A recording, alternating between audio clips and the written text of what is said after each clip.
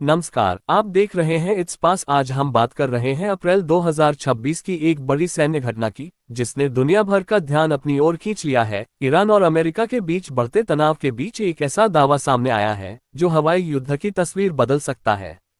अप्रैल 2026 की रिपोर्टों के अनुसार ईरान ने दावा किया है कि उसने उन्नत एयर डिफेंस सिस्टम का इस्तेमाल करते हुए अमेरिकी F-15E strike eagle fighter jet को मार गिराया। इसके साथ ही ईरान ने कई MQ-9 रीपर ड्रोन को भी नष्ट करने का दावा किया है, जो अमेरिकी निगरानी और हमले के लिए बेहद महत्वपूर्ण माने जाते हैं।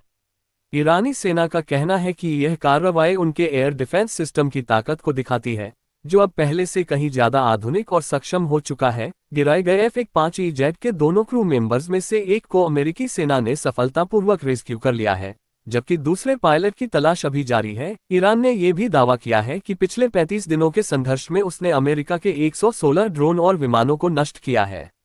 अगर ये दावा सही साबित होता है तो यह अमेरिकी वायुसेना के लिए पिछले 20 वर्षों में सबसे बड़ा नुकसान माना जाएगा। इस घटना ने अमेरिकी हवाई वर्चस्व एयर सुपीरियोरिटी पर सवाल खड़े कर दिए हैं, जिसे अब तक दुनिया में सबसे मजबूत माना जाता था। अमेरिकी राष्ट्रपति डोनाल्ड ट्रंप ने इस स्थिति को युद्ध जैसी परिस्थिति बताया है, लेकिन उन्होंने इस घटना पर ज्यादा विस्तृत जानकारी देने से परहेज किया है।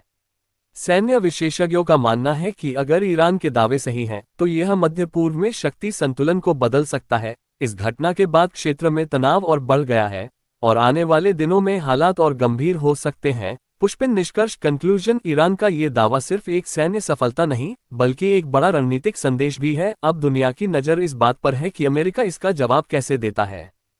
Folded hands. धन्यवाद। ऐसी ही ताज़ा और महत्वपूर्ण खबरों के लिए जुड़े रहिए इट्स पास के साथ।